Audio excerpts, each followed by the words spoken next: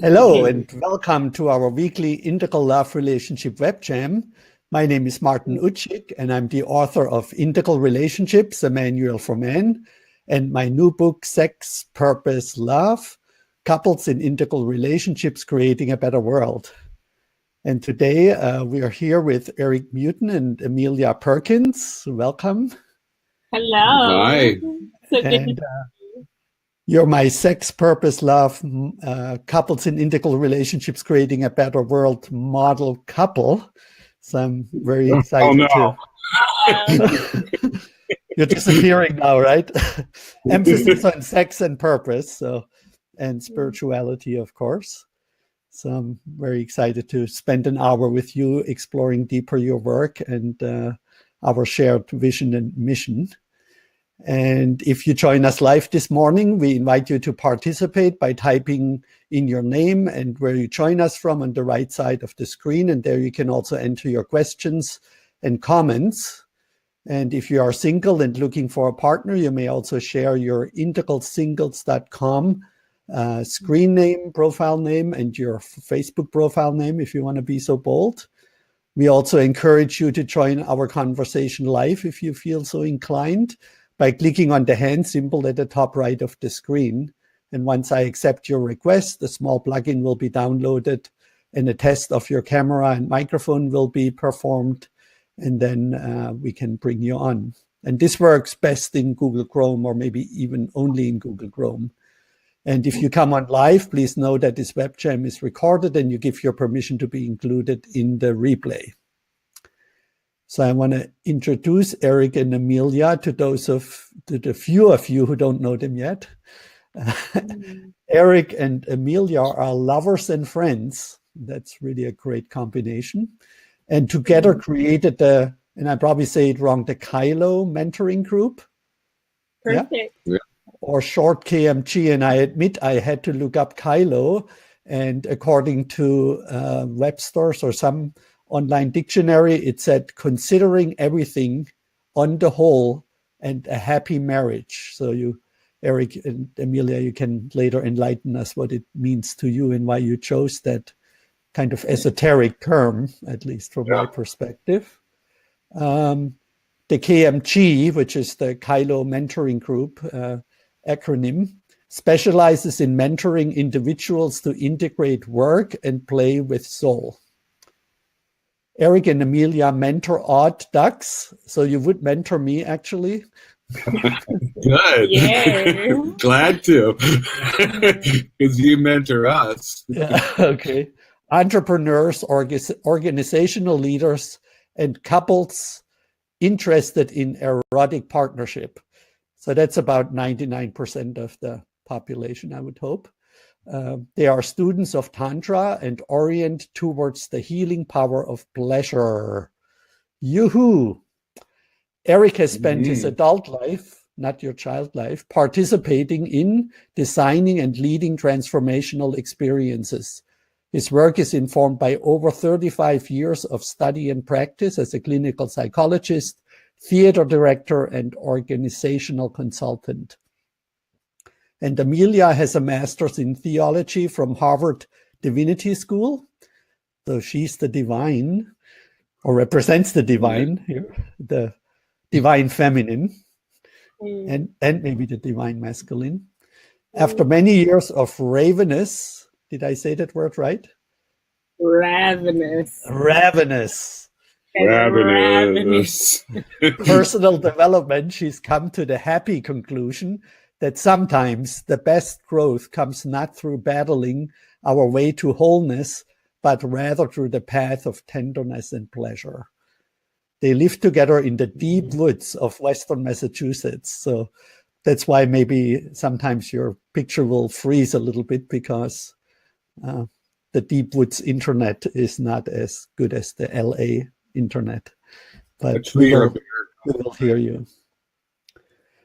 So as I kind of thought about our conversation, I realized that in the 20 or so web jams that we have now done, and they're all available on the YouTube channel, We talked a lot about levels of consciousness and the quadrants and shadow and feminine masculine polarities, but we never really talked about two very important developmental lines in the integral model in general, and specifically in the integral love relationship model, the two lines of spirituality and sexuality.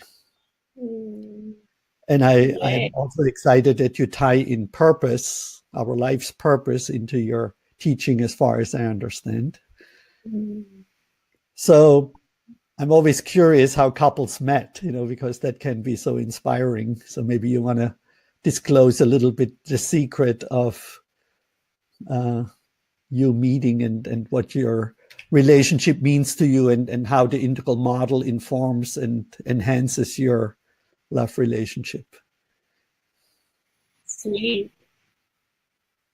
Go ahead. Okay. Well, we met in a tantric container. So we met at Shalom Mountain Retreat Center, which is this beautiful place where my path is spirituality and sexuality, where I really experienced the embodied divine. So this is a very special place. We actually met at a workshop called Spirituality and Sexuality. And I think you should talk about your experiment with it. Well, you had done it once before. I had done this this workshop 3 times before, so I knew the form of the workshop, and I decided for the workshop when I met Amelia that I was going to engage in a tapas, or a practice in Tantra, that I was going to discipline myself in a certain way. And rather than being in more penetrative or yang masculine energy, I was going to be in a radical presence, or yin masculine. And I was terrified, because I'm a hunter. That's my style. I go get things, right? My lessons are about surrendering, right?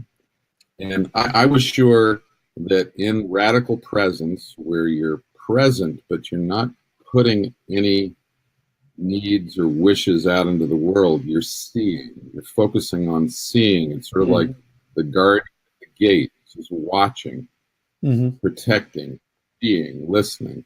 I was sure nothing was going to happen. And relatively soon, I realized that my hypothesis was wrong. Yeah, it definitely was like radical presence, like catnip for me. I was like, hello, good presence.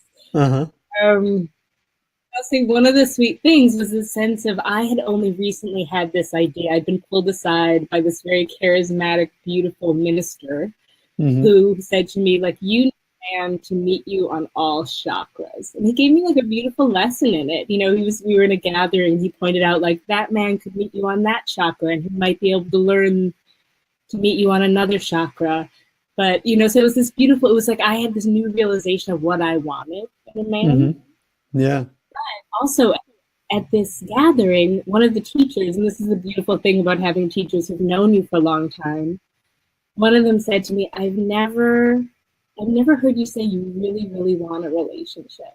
And something in me clicked, and I ended up doing a ritual with the men at this workshop where I gave myself permission to long for my beloved. So I moved out of that kind of soul, independent space into like, I want to long for my beloved. Yeah. And I'll just give you 2 moments. This is where I knew like Eric could maybe, I am a little bit of a handful, I'm not like super easy to be in a relationship with. And there was this, she's passionate. we made the outdoor shower, and I arrived really angry from this interaction I'd had with another man participant.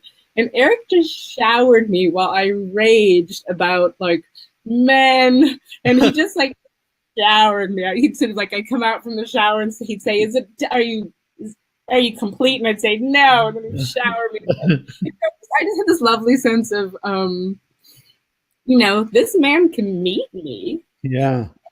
he also was like super polyamorous. So there was a part of me that was like, well, you're fun, but you're definitely not my guy. Yeah.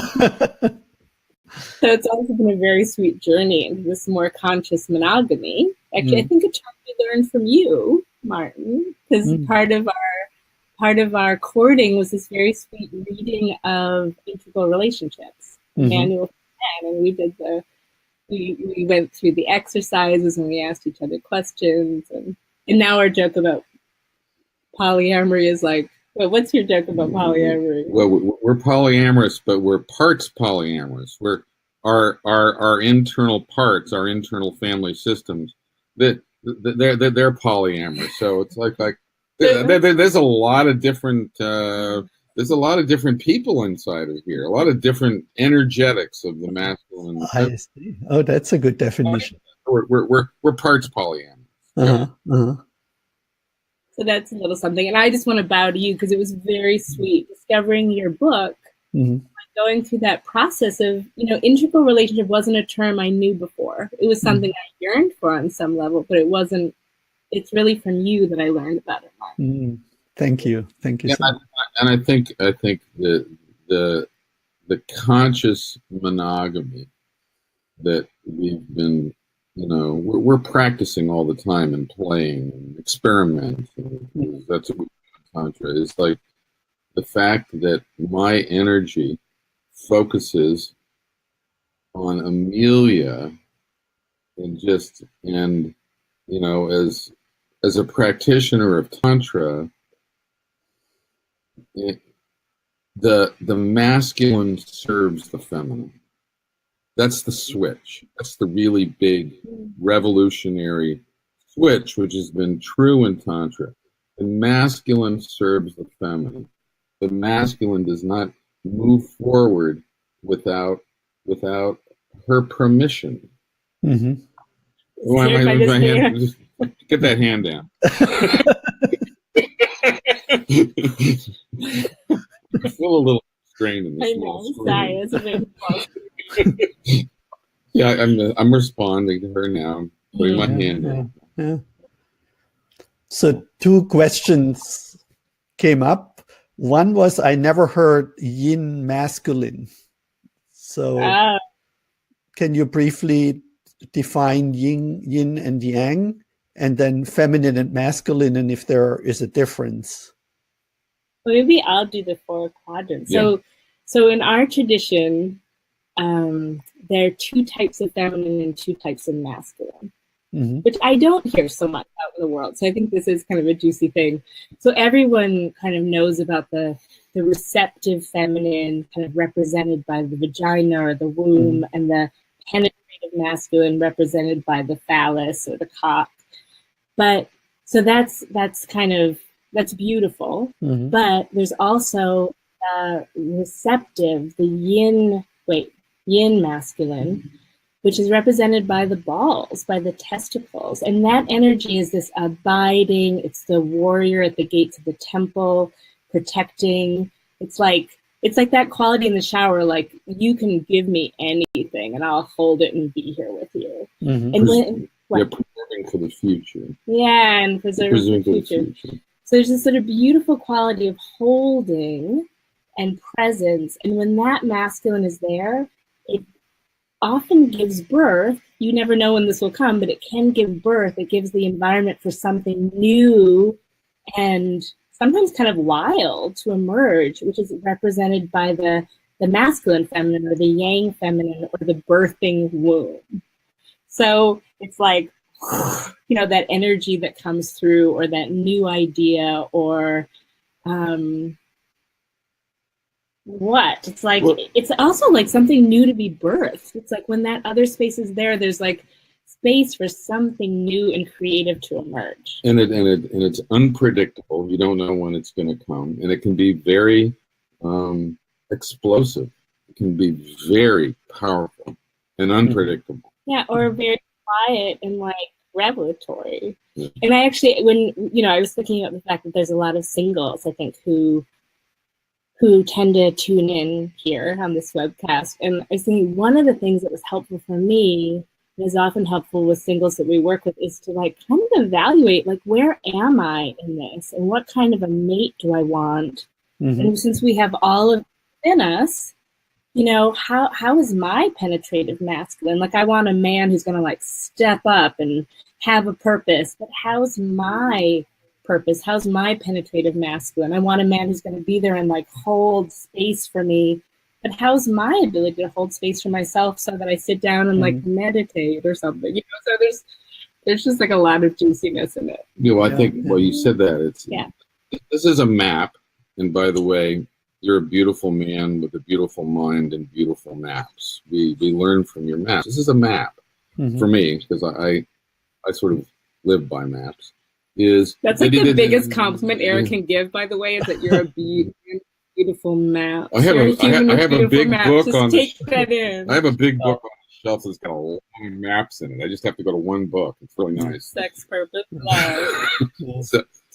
So before I blush here, I just want to interject, and we should give Ken Wilber credit for creating the map that I was able to fill in with some aspects of relating. So totally. And I think my gratitude for you as a woman, like, you have that beautiful masculine, like, bringing in of ideas, and you also are like very readable. So that's all. I just want to give back 4 qualities. Okay, right? go. I know. Because one, as an individual, I can be thinking about which of these energetics I'm in. Because when we talk in Tantra of masculine and feminine, that's free of gender. Gender, right? It's gender free. So what does this situation call for? Does it call for me to be penetrative? And of course, I'm trying to be a little bit more mature. I'm going to penetrate with permission. Energetically with permission. That's one of the big lessons of my life. So but in each one of these qualities, as we mature and develop, they get more developed. We get better at it. Yeah. Totally. Okay. So Sally has some feedback that I read, because people on YouTube, they cannot see the comments, and of course I want to see what your feedback is on what Sally shared. Masculine yin was defined here as seeing and presence. This is curious to me, as seeing can be viewed as masculine yang, the male gaze, whereas listening and holding is masculine yin. Yin and yang are ever more subtle movements of energy. Seeing is penetrative energy in Tantra.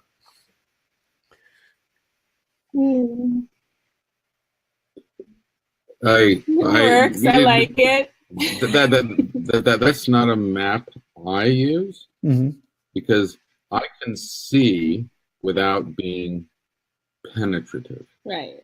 Okay. I can just see. But sometimes I forgot her name right now. I delude myself. That's how I delude myself anyway. The penetrative, for example, male gaze. That's yang mask, and it's it's horrible for women. Yeah. It's horrible. Yeah, I was just about to say that. Yes, the staring, objectifying,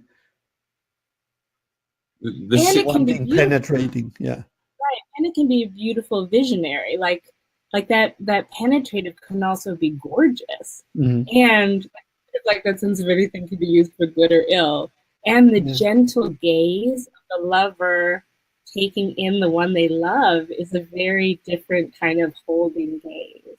Yeah. To me, when I talk about seeing at that level, at the level of radical presence, I'm trying to see the soul of the person. I'm trying to see perhaps their unexpressed unique self, but I'm trying to see very deeply when I'm in that. So the others, do you want to add something to that, Amelia? I was just going to say, and you know, with Tantra, it's like so experimentative. It's like, I don't really feel like I have like a kind of an equation exactly. It's kind of like a general feel for what it is, you know. Mm-hmm. But go ahead. More was beautiful. Sally just added a bit of a question, and I'm also curious. She says, yeah, I have no judgment around penetrative seeing, just understanding yin yang.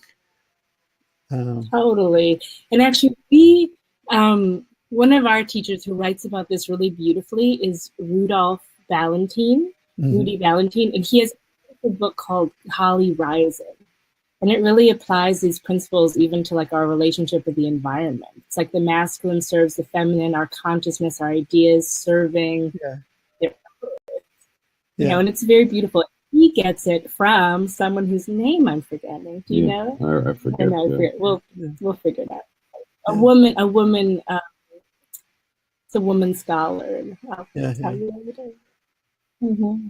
I mean, right now I feel a little bit on a slippery slope because I'm not very familiar with the yin yang, or I just always kind of associated it to be similar to feminine and masculine, you know, light and dark, or just opposites, right?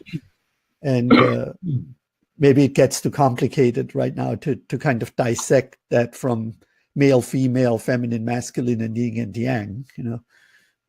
Totally. But I do think there's something kind of transformative about adding this quality of like the testicles. And, you know, I've got, you know, it's a quality I have too. It's a quality women have too. But add that into the conversation of masculine and feminine, I think is very.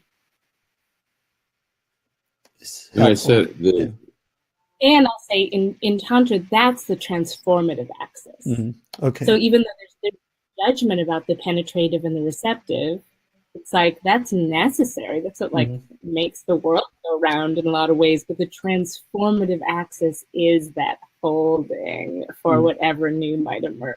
Yeah. Yeah. The yin masculine helps hold the container like a discipline. It's a discipline. It's a container. Okay.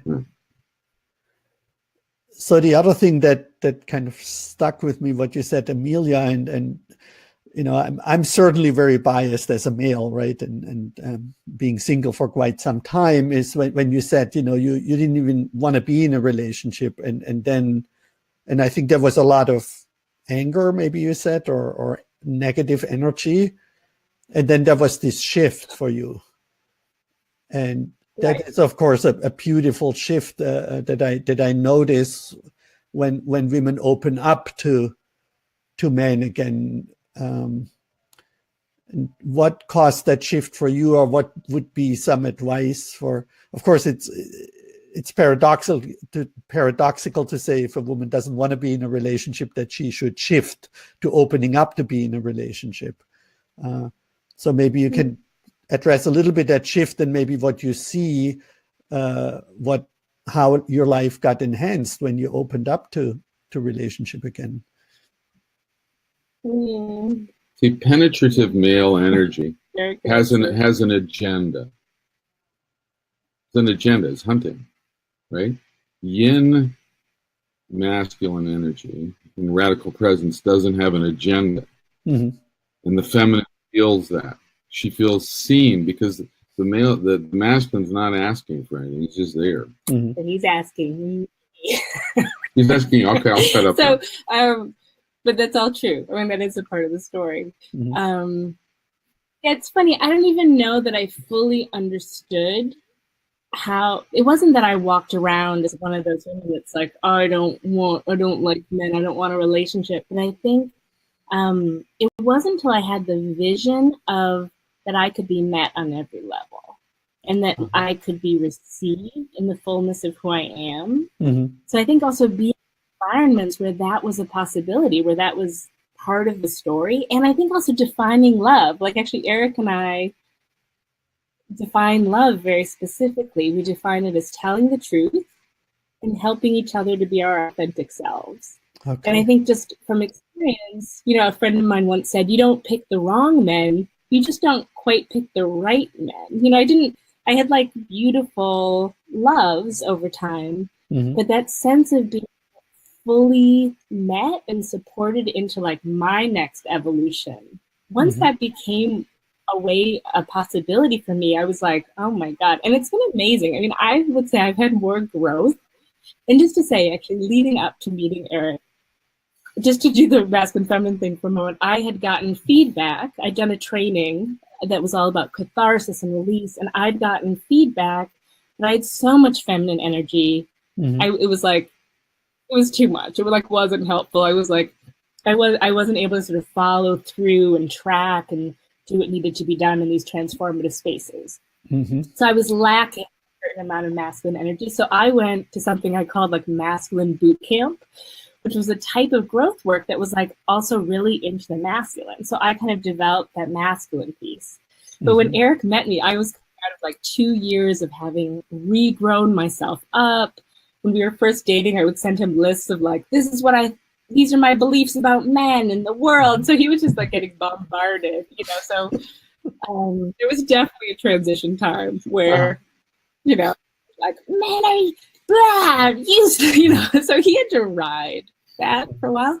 And now I will say it's like my greatest pleasure and greatest joy to be in a relationship with this man and to open to love, to be vulnerable and to be loved and to grow. I mean, the growth is so accelerated in a romantic love relationship. It's off the charts. At least that's been true for me.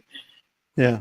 Well, I every day in so many ways, Amelia helps me to be a better man. Mm. She helps me to be a better man. Wow. Yeah, that's beautiful. There's, of course, this amazing scene in the movie, as good as it gets, right, where he starts to take the pill because he wants to be a better man. I always cry when I see that scene. Yeah, I love that.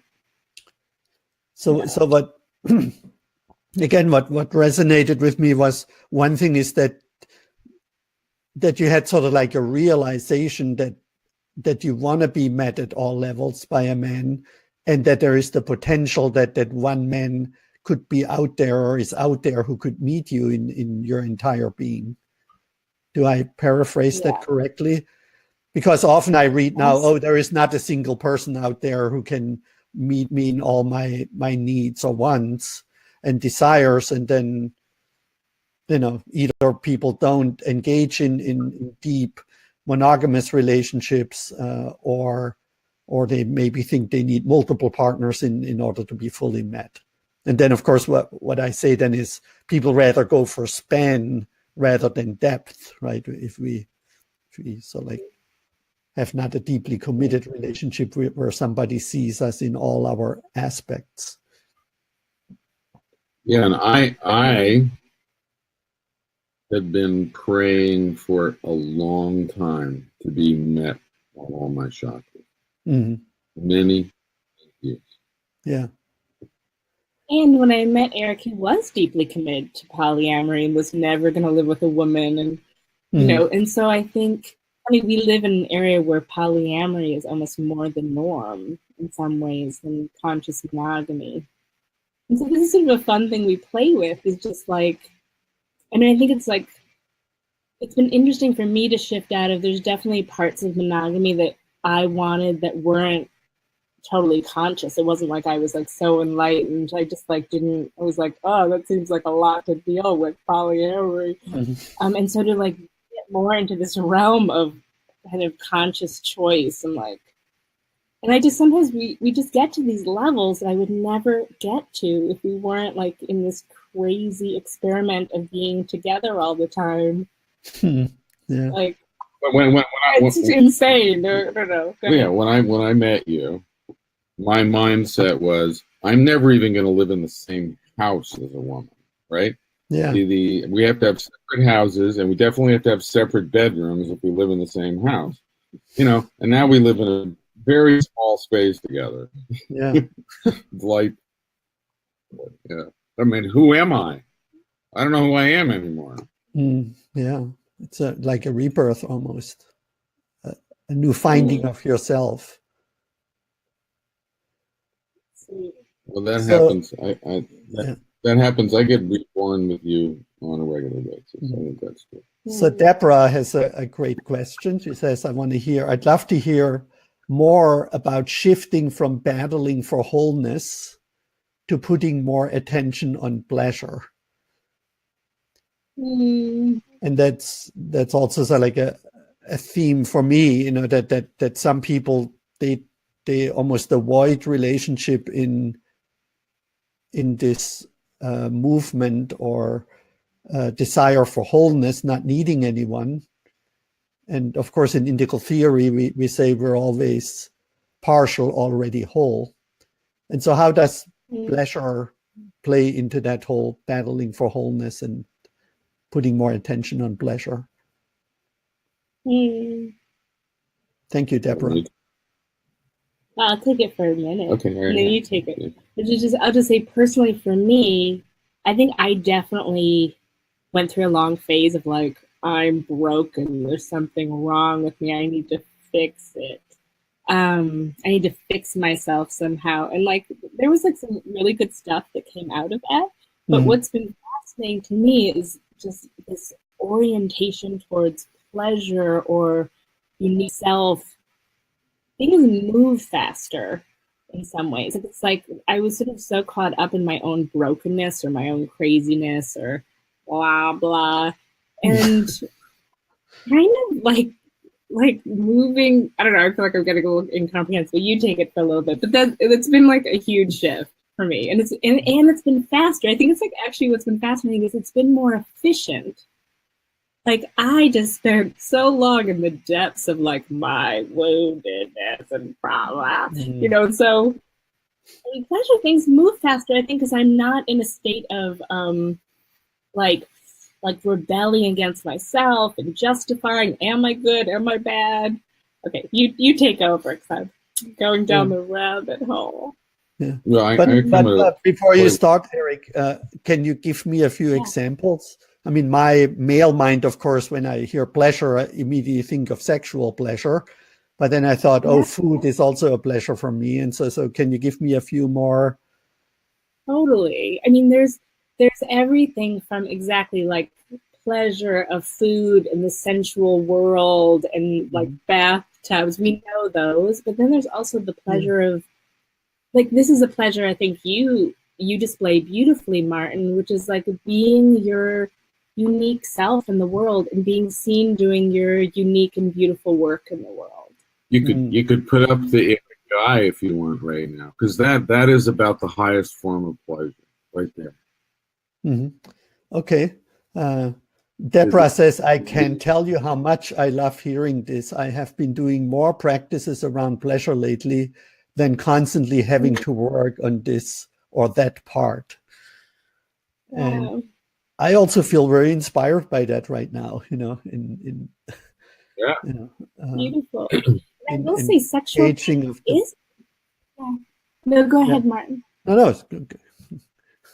I was just gonna say sexual pleasure is a big part of it. Like maybe this is TMI for some people, but we've like recently reached this place where it's like in sex, things get it's almost like things get shook loose out of my cells in a way that it's very profound. It's like these releases of old, sometimes it feels ancient. Like sometimes, you know, not to be woo-woo, but I am woo-woo. You know, it's like almost like from a lifetime somehow. These like, and so it's like just a release. And so that also somehow like just is more powerful than me recognizing my mistaken beliefs and making a new belief, you know, just like a whole other level. Yeah. I mean, that's true. I'm following 2 tracks right now, and I get my hand down.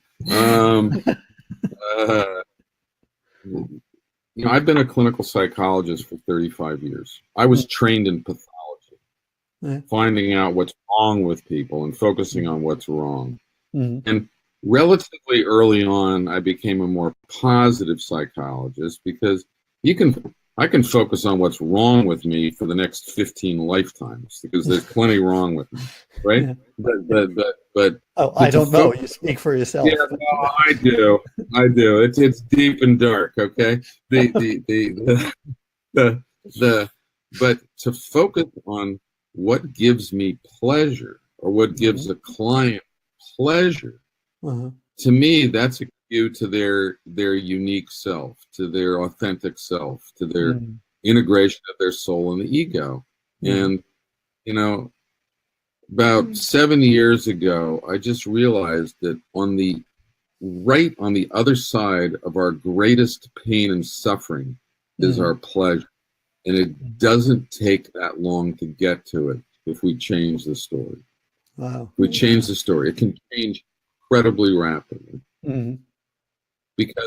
Because the pain comes and the suffering comes from not being who we really are. I mean, that's what Selye said. What was that quote I got this morning? Is that it's like the greatest stress is not being yourself. That's the greatest stressor there is. Or trying to be someone that you're not. Trying to be someone that you're not. That's the actual. Yeah. So what came up for me, so like my greatest pain of being left by women and feeling unlovable turned into this pleasure of writing, for example, right? And it became, and I know many musicians, I'm also a musician, not a composer, and I saw that the greatest music was written by people who deeply suffered. And I mean, that's obviously not a new insight. So that's wonderful. Beautiful. Sally shared pleasure as a practice is so transformational. Yes, I just want to read quickly what Sally shared. Pleasure as a practice is so transformational, and transformation itself is pleasurable, but so is something so simple like breathing. Yeah, the pleasure of breathing. Beautiful, yes. Sally. I love that. You want me to put up a slide? And yeah, go ahead. Just put up the Ikigai one for a moment, because that's one of the highest forms of pleasure. Because I'm interested in this Kailo practice that you developed, so maybe we can get some bullet points there. So which slide is it? This one. Oh, this one. Okay. In the middle. Okay, in the center. Mm-hmm.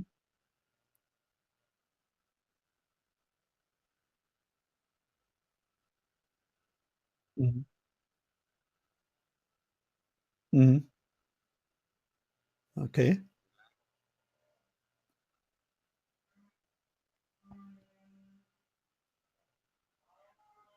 Mm-hmm.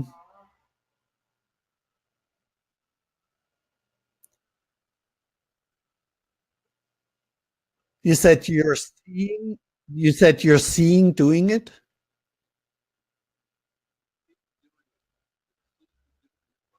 Oh, you're seeing doing it. Yes. Uh-huh. Yeah. Yeah. Yeah.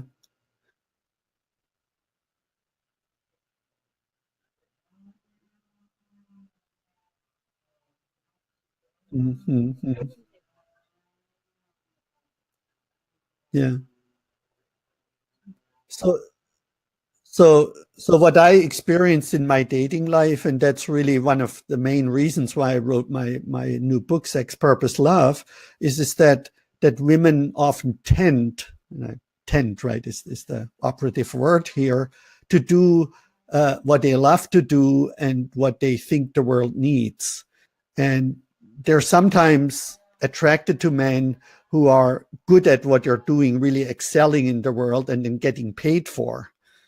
And then that creates sort of like a symbiosis in a way, right? Where I, as a man, often felt I kind of lose out because I was forced into, work more in my day job, which is just like what I'm really good at, marketing and selling and making money. But I couldn't do as much of what I love to do furthering the integral relationship vision and what I think the world needs.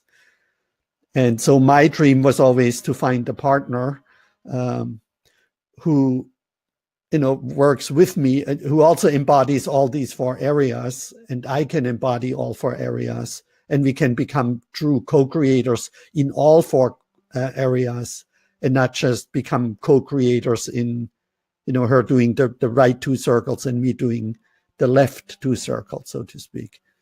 Do you have any words of wisdom around that?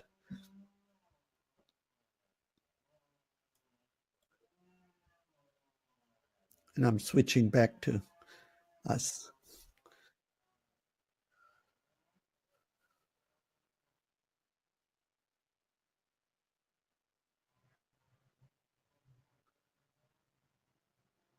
Right.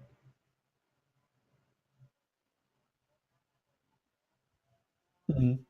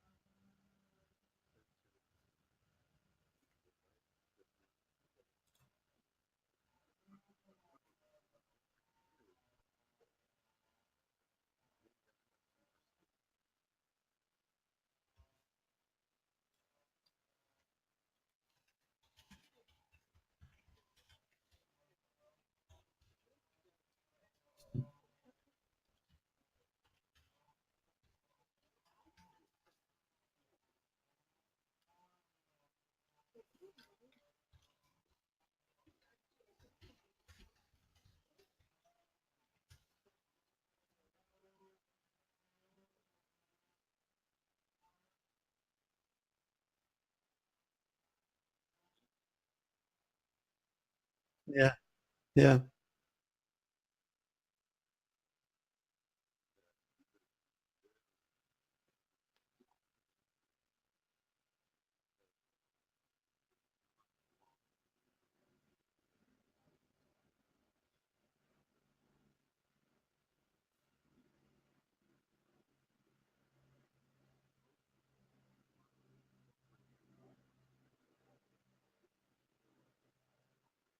Mm. Yeah.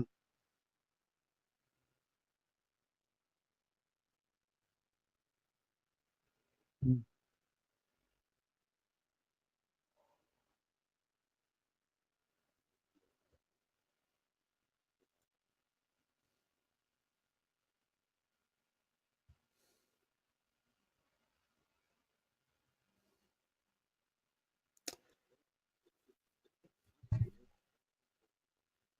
Mm-hmm.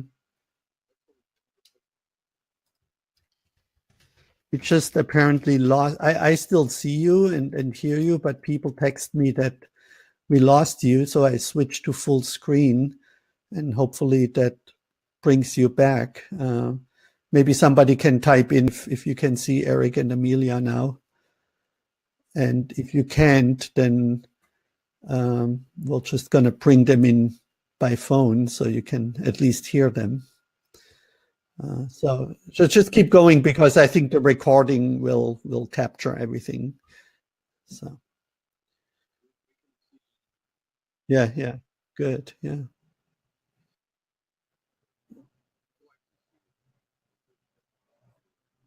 Yeah. So they say still no video audio of them. That's kind of strange. Why I can see you. Um, so yeah, I think the overall word is that we moved so like into, and again, this is just my subjective observation that males are, at least the typical modern male is pushed towards being success oriented, while women are get more permission to be fulfillment oriented.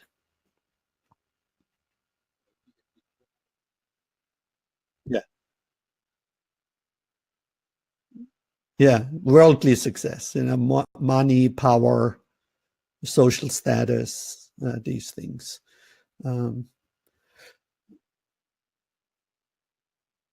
mhm. Yeah, yeah, yeah. Again, it depends on how we define success. So, is there a framework or somehow you can explain the Kailo work? and how that ties in with integral and relationships.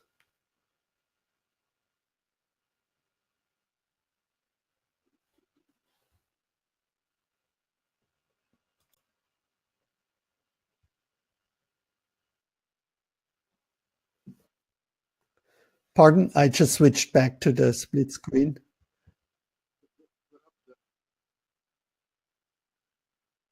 Okay. And I apologize to everyone if you can no longer hear Amelia and Eric. Oh yeah, I see now that there is the black screen.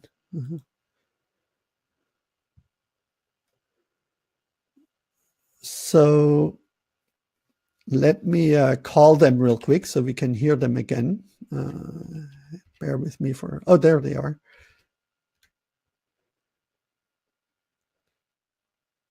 Okay, you're back. So yeah, we can hear you again. Okay, so go ahead. Oh, yeah. Yeah. All right. Okay.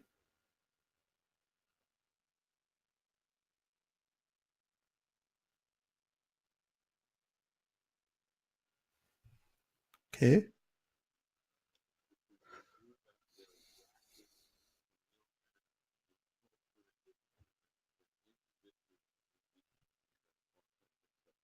Mm-hmm.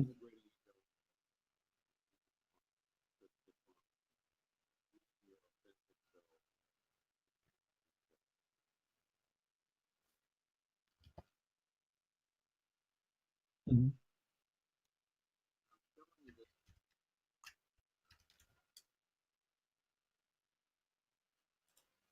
Okay.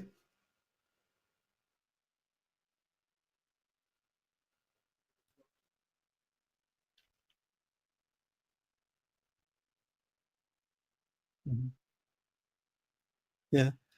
I want to interrupt you for a second because people cannot hear you. What is the best number to call you? Because I think this is really important that you explain this. Okay. Call me on the 566 number. Yeah, please.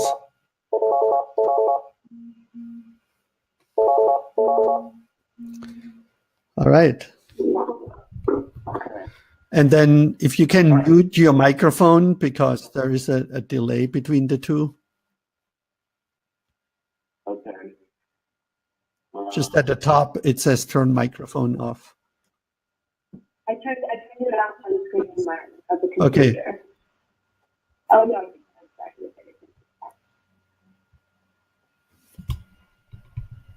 How's that? That's good. Can you hear it? Yes. Okay. So. Oh, there's still the echo. Oh, we got to turn our sound off. We turn the sound off on the conversation. No, I did it. On the computer. All right. We're getting to witness a real couple moment. Like, I did it already. So this is what we ask people. How are you investing these 12 forms? How are you capitalizing it? How do you invest in your physical health? How do you invest in your emotional intelligence? How do you invest in your family and your intimate relationships? How do you invest in community? Mm-hmm. How do you invest in your environment, in your work and home environment? What are they like? How do you invest in your knowledge, your learning and growth? You know, money, you know, obviously everybody talks about money, but then there's material capital, your possessions. Mm-hmm. How much do your possessions own you, or you own your possessions? Yes. You know, personally, you know, we've given up a lot of our physical possessions because they take energy to manage. You know, Mm-hmm. How do you invest in your career? You know, using the Ikigai type one. Mm-hmm. You know, how do you invest in your mission and your purpose? And what is it? We would say, I think the masculine has to be on mission and purpose before he gets involved in a relationship. Mm-hmm. Yes. The feminine, okay, we're not talking about gender here. The feminine needs to have relationship, not necessarily an intimate relationship, before she gets on mission and purpose. And then, how are you investing in your spiritual life? How do you invest in pleasure? You take responsibility for your pleasure. Okay, the thing that happens to you. And the thing that's missing from here right now is the most important capital of all, which is your temporal capital, your time on this planet. Tick, tick, tick. Yeah. Right? I know at the age of 64, I'm past the halfway point. So I work a lot on using my time well. We spend time, we're only on the grid in terms of receiving signals and stuff like that, less than 12 hours a day. We're off. We don't receive signals from the outside when we're together. Mm-hmm. So that the temporal capital. How do you use your time? How much do you numb out? Watch television, be on Facebook. These are all the questions. Everybody can make their own decisions, but these are the kind of things that we focus on. Mm-hmm. And I would say it was helpful for me to have a sense of just abundance in the world in all these areas, and where am I abundant, where am I not abundant? So the world becomes a more and more abundant and kind of juicy place in all these different areas. And then from here, pleasure becomes a kind of key point of all of these points. What is it to move towards pleasure? What is it to move towards your authentic self? Yeah. What needs to be fully expressed? We do a lot around also aliveness. Actually, I want to come back and see you again, Martin, because that's scratch math. You want me to stop the slide? Yeah. Okay. I want to see your beautiful face. If you're watching this, here is your final look at the slides. So, okay. There we go. So then a lot around aliveness and full flow in all of these areas. Mm-hmm. So that's a little something about what we got to and how to have pleasure in all of these areas. Mm-hmm. And we don't have a program that we run everybody through. We look at everybody individually as unique and design with them what they want to do. And we also have a lot of tools on our website. People can just use the tools. They don't need to use us. Mm-hmm. Just use them. Mm-hmm. So what is you use unique self and authentic self, right? People use true self, and I'm always a little, of course, I wrote a big part in Sex, Purpose, Love around, what my idea is around these things, but what are your concepts where this gets separated from the egoic or false self? And I always find it tricky to differentiate the two, because it's more like layers, right? You always find a new self in a way, and then you think, oh, this is my authentic true self. And then after a while, you may realize, oh, well, that was also a constructed self, and a new layer, a new witness, so to speak, of the previous level emerges. And so being friends with Andrew Cohen, which some people don't like, he was the teacher of the authentic self. And then after 20 years, realizing, that he had this big ego, and that was apparently not his authentic self, and the new self emerges for him right now. So, well, we actually had this conversation this morning.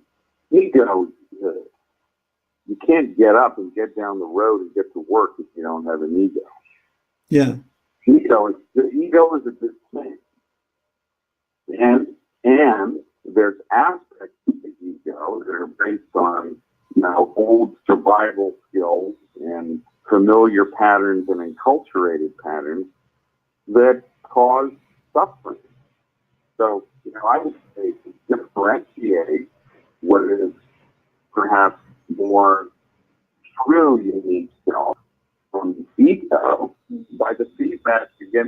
world around you, because in Tantra, as without, so within.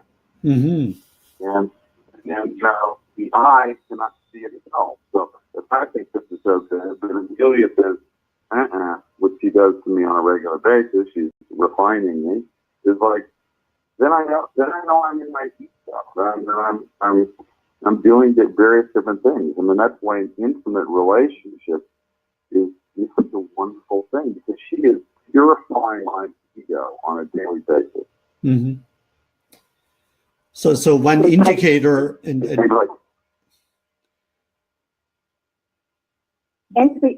for me, it's been a helpful way to orient in terms of, not just to be like a complaining lady, like I do like that, but to really think like, ooh, is what you or I doing right now, is that moving us towards like our purpose of being better humans or being unique self, or are we just like caught in some like weird loop right now? Like, are we just acting out of habit?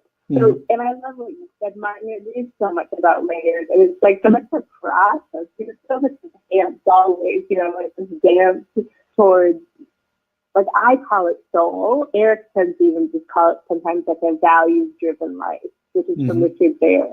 Yeah, he's one of friends and teachers. Yeah, quick, because I've dealt historically with a lot of people who have been traumatized by religious institutions. So even the use of the word soul, sends them into a major activation of their limbic system. So gotta have different words, ways to language things for people that works for them. And Richard came up with living a values-driven life, and I think that's good. And as we were saying this morning, there's well, for you and for us, it goes beyond being a values-driven life, pretty far beyond it in a lot of ways. But it's that's good for some people. I can start having a values-driven life, as opposed to like a belief-driven life. Like, oh, these are my beliefs about myself and the world.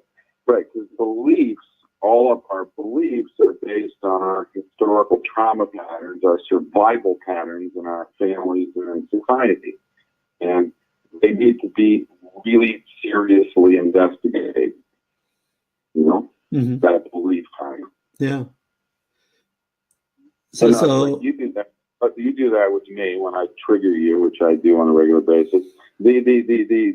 And Amelia says, well, you were doing that for that reason, right? And I say, I'm sorry I triggered you, but that wasn't what I was thinking at all. That wasn't where I was coming from. Right? So her belief in that case, and I had a similar pattern to this one person.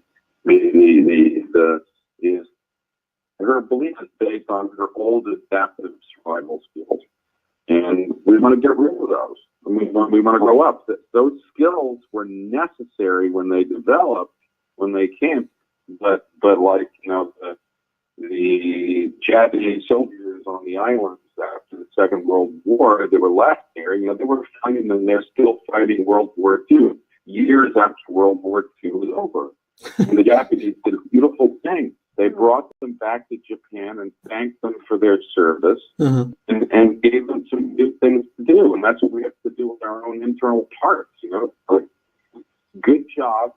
You're on mission, but, it's a different environment now. It's a different world. Yes. But my takeaway from what you just shared is that it's really hard for us as individuals to say, oh, I'm in my unique or authentic self right now. We can only really assess that through how others respond to us, right? And how us showing up in the world is perceived by others and serving others. Yeah, if I think I'm knowing I'm in my unique self, I think that's bullshit. Yeah. That's not going to happen. Yeah. And it's funny, I feel a little softer about it. Like, I think what often happens, I feel a little softer. Like, I think we do have instincts in ourselves when we're sort of vibrating in some way or radiating in some way that feels beautiful, or we're sitting in a church and we feel this beautiful connection, or we're in a conversation that feels deep. I feel like we also know. Oh, or you're in a meditative state, or I sit outside for about 2.5 hours every morning listening to nature and writing and taking notes and practicing martial arts. And I would say I get quite a bit of genuine. Yeah. But it's also in relationship. It's in relationship. Right. No, relationship is key, and I'm going to give the human a little more credit. Like I think we know a lot.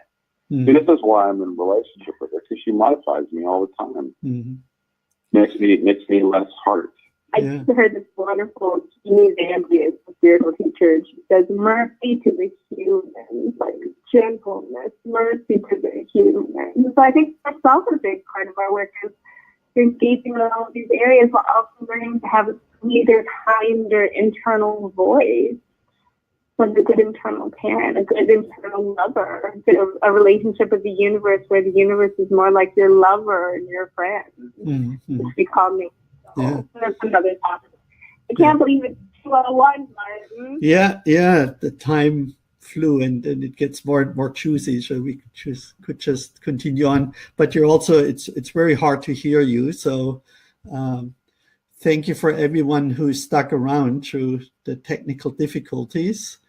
And this very much enriched my perspective and my openness to be in a relationship and to co-create. And I hope it was inspiring for everyone who listened.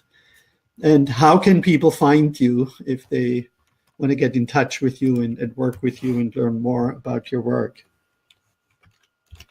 Well, please come visit us at Kailo Mentoring Group. That's Kailo Mentoring, like a mentor, group.com. And we also have lots of fun free tools on there. So you don't need to work with us, but we'd love it. But there's lots of fun, juicy things on there. Yeah. And Martin, we love you. I just want to clarify and say that we love you, and you are such a gift to us. And you are a coupledom. Yeah. Your book, Integral Relationships, was a manual for men, and I picked it up, and Amelia grabbed it and read the whole thing. She said, I'm going to read this. Okay. I loved it. Thank you so much. So KailoMentoring.com. Perfect. Yeah. And Deborah really summed it up for me. She said it was great to get their transmission as a couple, even if I couldn't hear everything.